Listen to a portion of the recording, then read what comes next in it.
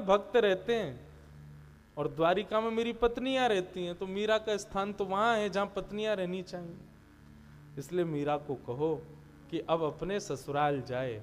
अपने वास्तविक से ससुराल तो आज तक गई नहीं वो, उसका ब्याह हुआ हमसे, कम से कम अपने वास्तविक ससुराल में एक बार तो चरण घुमा के आवे, एक बार तो देख के आवे कैसा उसका ससुराल।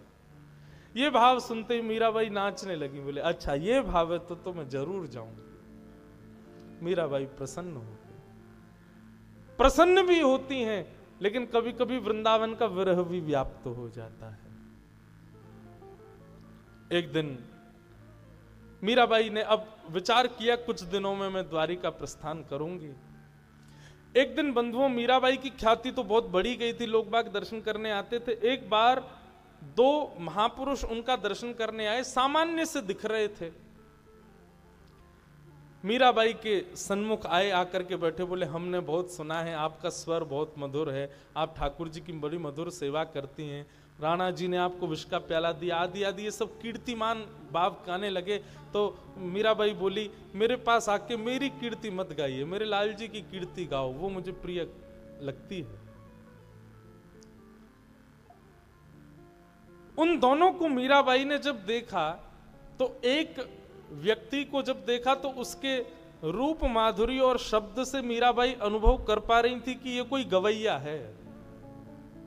और मीराबाई ने जब उसके अंगों की ओर टटोला तो देखा कि उसके हाथ में कोई वाद्य बजाने वाला एक यंत्र उसके हाथ में लगा हुआ है। जैसे आप कभी देखेंगे जो सितार वादन करते हैं उनके हाथ में एक सितार बजाने वाला एक साधन होता है, वो उसको जब सितार नहीं बजाते तो अंगूठी बना के पहन लेते हैं। तो वैसा ही एक यंत्र उन्होंने देखा।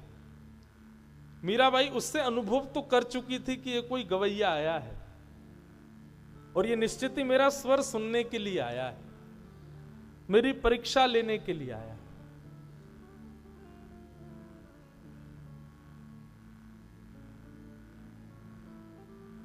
जयस मीराबाई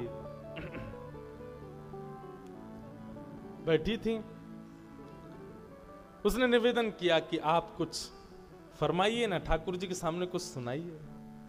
मीराबाई का बंधुओं चरित्र पूरा पदों से ही भरा हुआ है। इतने पद हैं कि ना चाहते हुए भी, मैं तो बहुत कम गाता हूं, लेकिन मीराबाई के तो हर भाव में एक पद विद्यमान है।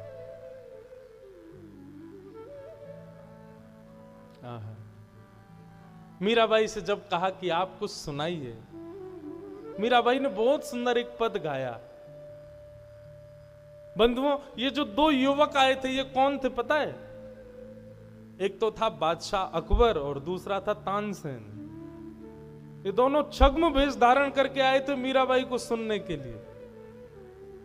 बादशाह अकबर आगरा में कोई नया किला बनवा रहा था, तभी किसी ने आकर के कहा बोले आप वृंदावन जाओ, वहां पे मीराबाई आई हुई हैं।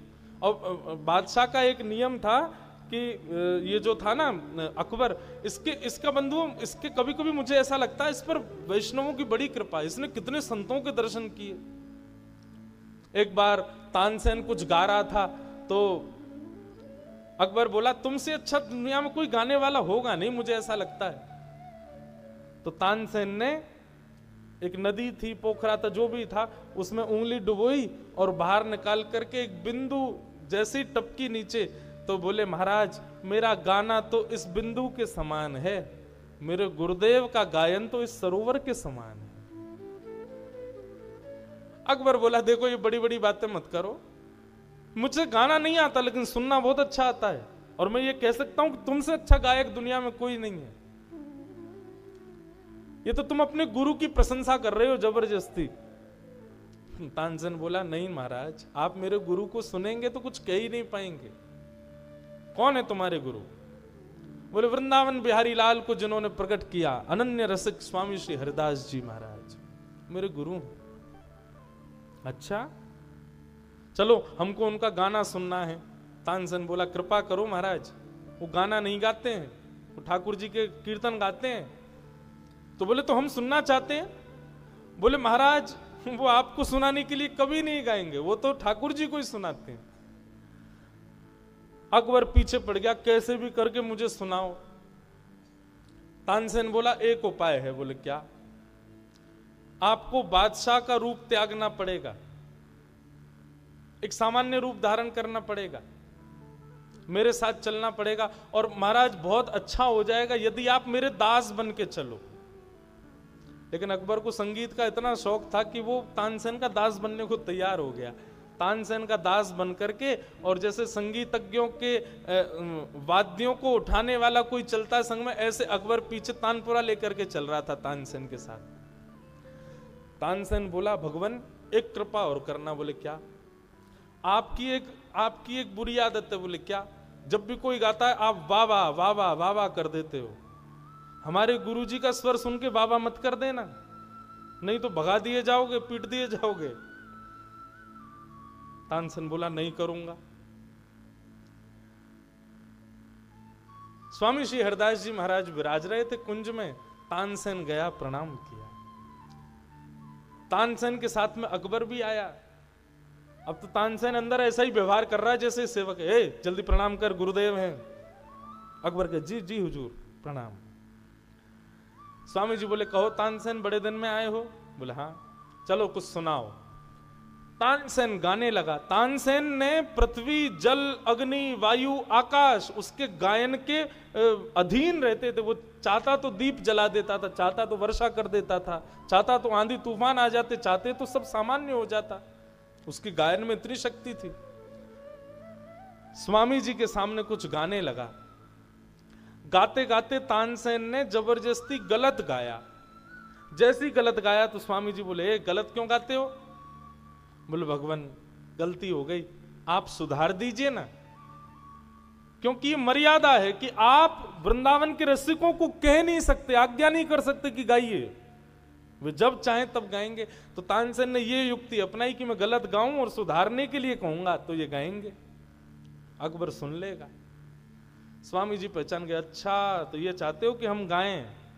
बोले जी भगवान। स्वामी श्री हरदास जी महाराज ने बिहारी जी का स्मरण करते ही जैसे ही एक स्वर लगाया, स्वर अलाप करते ही वृंदावन की रज के कण हिलने लगे। आकाश में सूर्य चंद्र एक साथ प्रकट हो गए, मानो जैसे वृक्ष भी कोई चैतन्य बनकर के श्रवण कर रहे हों। वन के भीतर से हिरण, वन के भीतर से हिंसक जीव सब निकल करके आ गए स्वामी जी की ओर, मानो कृपा भरी दृष्टि से देख रहे हों। सबके नेत्र सजल हो गए। ऐसा स्वर स्वामी जी ने प्रकट किया। अकबर के नेत्र बंद हो गए, देहाभिमान शून्य हो गया। उसको तो पता ही नहीं कि मैं सेवक बन के आया हूं, नाटक कर रहा हूं। जैसे ही स्वर सुना, स्वर सुनते ही बोला, वाह वाह वाह वाह वाह वाह। स्वामी जी का गायन वहीं रुक गया। बोले, कौन है ये? कौन है? और इसने वाहवाही कैसे की? तानसेन बोला, बाहर चल, तुझे तो बाहर चल के बताऊंगा। गुरुदेव क्षमा कर दो, गलती हो गई, अपराध क्षमा करो, बालक का सेवक है मेरा। तानसेन, स्वामी जी बोले, तानसेन छुपाओ नहीं, बताओ ये कौन है। इसके वाह वाह के स्वर में पता चलता है कि ये कोई मुगल है। तब रूप में प्रकट हुआ महाराज, शहंशाह हिंदुस्तान बादशाह अकबर आए हैं। कान पकड़ लिए, क्षमा कर दो भगवान, आपका स्वर सुनना था। ये बोले बादशाह रूप में जाओगे तो सुनाएंगे नहीं, इसलिए मैं सेवक बन के आया।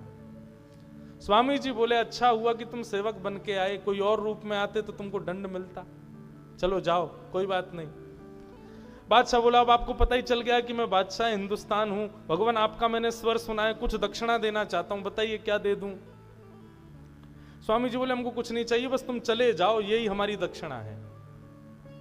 बादशाह बोला, ऐसे तो नहीं जाऊंगा, आप भारत के सम्राट के सामने खड़े हैं महाराज, बताइए क्या चाहिए। स्वामी जी बोले, यमुना जी का केसी घाट है, उसकी एक सिड्डी टूट गई है, बनवा दो, जाओ।